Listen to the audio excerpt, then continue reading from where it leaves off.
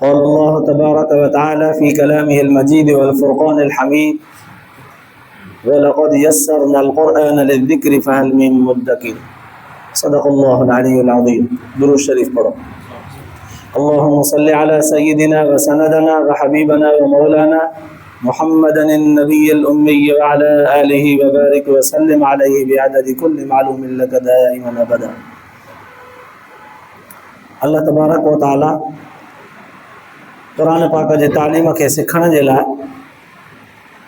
हिन आयत जे अंदरि तालीम अजीब अंदाज़ में ॾिनी आहे। फरमाई वलक़द यस्सरना अल-क़ुरआन लिज़्ज़िक्र फ़हल मिन मुद्दकिर। असां क़ुरान पाक खे आसान बनायो आहे, आसान खां आसान करे ज़िक्र कयो आहे, बयानु कयो आहे सम्झण वारनि जे लाइ, सिखण वारनि जे लाइ। पोइ आहे को सम्झण वारो, आहे को सिखण वारो, आहे को शौक़ ऐं रग़बत रखी करे क़ुर पढ़ण वारो, सिखण वारो, अमल करण वारो आहे को? क़ुर सफ़ा आसान आहे। जीअं दुनिया जी ॿी तालीम पिराइण लाज़मी थी वई आहे, उन खां वधीक क़ुर पाक जो इल्मु पिराइण हासिल करण, उन ते अमल करणु लाज़िम आहे। क़ुर पाक जे तालीम खां सवाइ हीअ सॼी दुनिया हिकु कख बराबरि बि क़ीमत नथी रखे। क़ुर हिन सॼी दुनिया जो रूह आहे। क़ुर रहंदो त दुनिया बि रहंदी, क़ुर वियो त दुनिया बि वई। त क़ुर पाक जो इल्मु जंहिं माण्हू वटि जेतिरो हुजे उहो ओतिरो ज़रूरु अमल करे, जेतिरो सिखियो हुजे ओतिरो अमल करे ॾेखारे।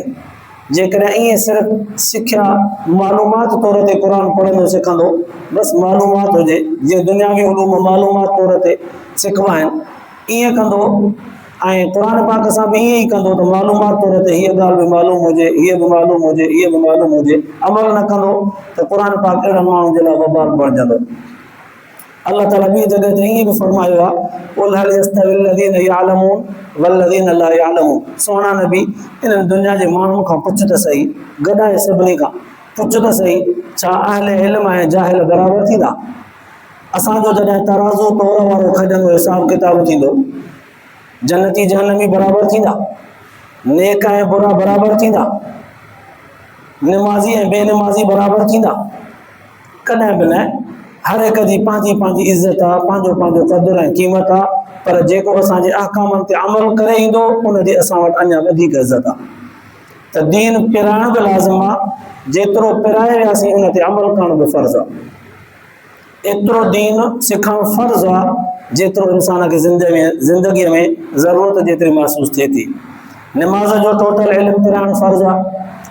कारोबार कयूं था त कारोबार जो इल्मु पिराइणु फ़र्ज़ु आहे त कहिड़ियूं सूरतूं जाइज़, कहिड़ियूं नाजाइज़, कहिड़ियूं हलाल, कहिड़ियूं हराम। मज़दूरी कयूं था त उनजो इल्मु लाज़मी आहे त मूंखे मज़दूरी कहिड़ी सूरत में हलाल बीहंदी, कहिड़ी सूरत में हराम बीहंदी। माप तौर सां कमु आहे त उनजो इल्मु पिराइणु फ़र्ज़ु आहे त माप तौर कहिड़े अंदाज़ में सही, कहिड़े अंदाज़ में खोटी बीहंदी, वबाल मुंहिंजे मथां साबित थींदी। बिल्कुलु अहिड़ी ई तरह सां दुनिया जे अंदरि जेको बि कमु मुस्लमान करे थो, पंहिंजे उन कम खे शरीयत जे दायरे मां सिखी करे पोइ करे, जेकर न त पछताइणो पवंदुसि। काफ़ी सारा बुज़ुर्गनि सिखण जे लाइ मिसाल ॾिना आहिनि। असां असुल वॾा जेके आहियूं, वॾा नंढो नओं नसुल दीन सां मोहबत छो कोन थो करे, दीन इस्लाम खे पसंदि छो कोन थो करे? उनजो मेन वजह सबबु असां वॾा आहियूं। असां वॾनि दीन ते अमल करणु छॾे ॾिनो आहे, दीन सां रग़बत, चाहत, मोहबत छॾे ॾिनी आहे, तॾहिं असांजो नओं नसुल ई असांखे ॾिसी करे दीन खां भॼे थो। असां पाण जेकॾहिं दीन ते मज़बूत हूंदासीं न, असांखे ॾिसी करे, असांजा अमाल ॾिसी करे, असांजो नमूनो, असांजो इख़लास, असांजी सचाई ॾिसी करे नओं नसुल ऑटोमेटिक दीन सां मोहबत रखंदो, असां जहिड़ो थींदो। पर असां में इहा शइ कोन्हे त असांजे वजह सां नए नसुल में बिल्कुलु बेदीनी थी अचे। मिसाल हिकिड़ो ॾियां, बुज़ुर्गनि लिखियो आहे 1978 में ग़ालिबन हिकिड़ो पादरी मुस्लमान थियो। उनखां पुछा कयो वियो सबबु त तव्हां मुस्लमान छो थियो? चई त मां गिरजा जे अंदरि, चर्च जे अंदरि मुस्लमाननि जो क़ुर खणी पढ़ंदो हुउसि, मञींदो हुयुमि त क़ुर सचो आहे, क़ुर सही आहे, अल्लाह नाज़िल कयो आहे पंहिंजे नबीअ ते, अल्लाह बि सचो, नबी बि सचो, क़ुर बि सचो, पर कुरान पाक जे तालीम मुताबिक मूंखे का जमात को माण्हू को टोलो को ग्रुप नज़र न पियो अचे जंहिंखे ॾिसी चवां त हा हिननि में क़ुरान नज़र अचे थो। अंदरूनी सूरत हिकिड़ी, ॿी ज़ाहिरी सूरत। अंदरूनी सूरत त हर कंहिंजी लिखियल आहे, कोई दिल में केतिरो शरीफ़ आहे, कोई दिल में केतिरो मुख़लिस आहे, कोई दिल में केतिरो दीनदार आहे, कोई केतिरो सचार आहे, उहा त अल्लाह थो ॼाणे।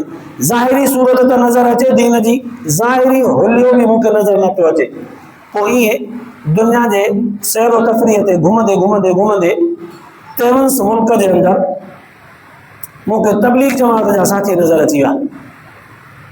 उन्हनि खे जॾहिं मां ॾिठो त दाढ़ी बि सुन्नत मुताबिक़ हुई, पटका भी बदल हा, लिबास भी सुन्नत मुताबिक हो, नमाज भी जमात सां पढ़नि पिया, कुरान भी पढ़नि पिया, वरी हुज़ूर सल्लल्लाहु अलैहि वसल्लम जो फरमान भी पढ़नि पिया, कुरान पाक जूं आयतूं तशरीह मुताबिक भी पढ़नि पिया, सहाबा किराम जा ईमान अफरोज़ वाक़िआत भी ॿुधाइनि पिया।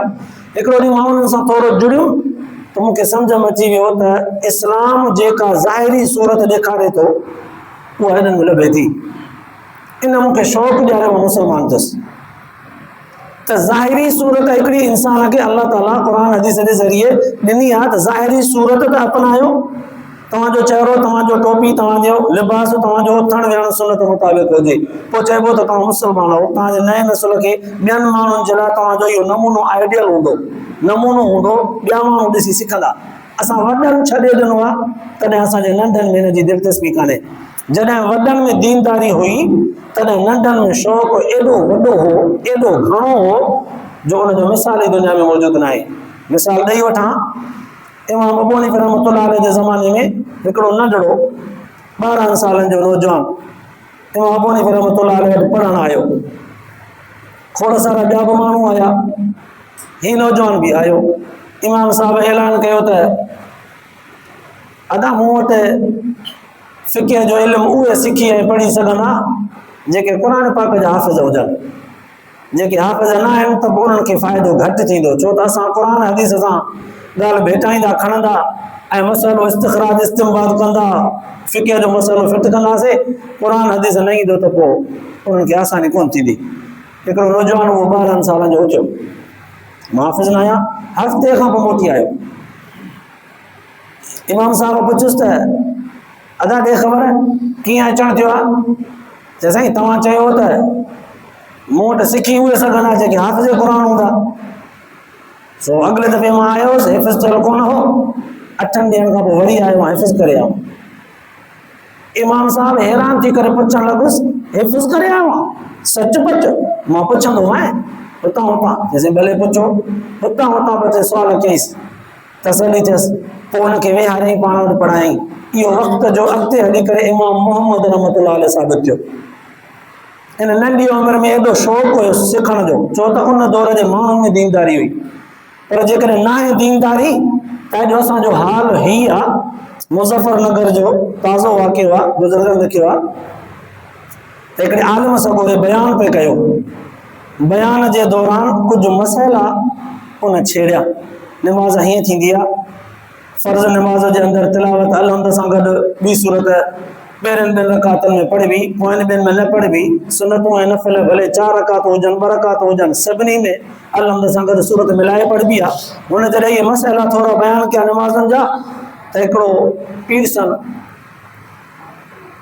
65-70 साल जो उथी करे चवणु लॻो त साईं इहा ॻाल्हि त मूं अॼु ॿुधी आहे त सुनत जे 4 रकातुनि में अलहम्द सां गॾु सूरत पढ़बी आहे। मूंखे त 50 साल थियो आहे। ज़ोहर जी सुनत मां फ़र्ज़ खां पहिरियां 4 जेका पढ़ंदो आहे उन में पहिरीं में अलहम्द सां गॾु सूरतूं मिलाईंदो आहे, 2 रकातुनि में, पोइनि में कोन मिलाईंदो आहे फ़र्ज़ वांगुरु।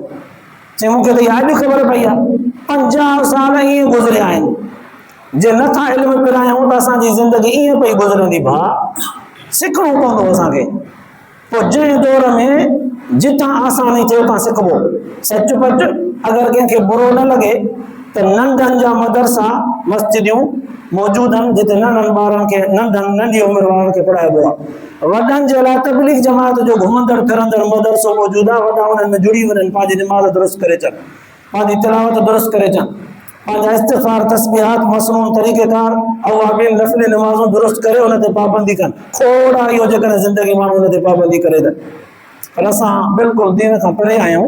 थोरनि थोरनि रंजिशुनि जे करे हिक ॿिए खां परे आहियूं, दीनदारनि खां परे आहियूं, पाण दीन खां बेज़ार आहियूं त असांजो नओं नसुल बि बेज़ार आहे। अल्लाह ताला तव्हां असांखे बि सही सम्झ नसीब फरमाए, अमल जी तौफ़ीक़ नसीब फरमाए, आख़िरत जे लाइ निजात जो ज़रियो बनाए। आख़िर दअवाना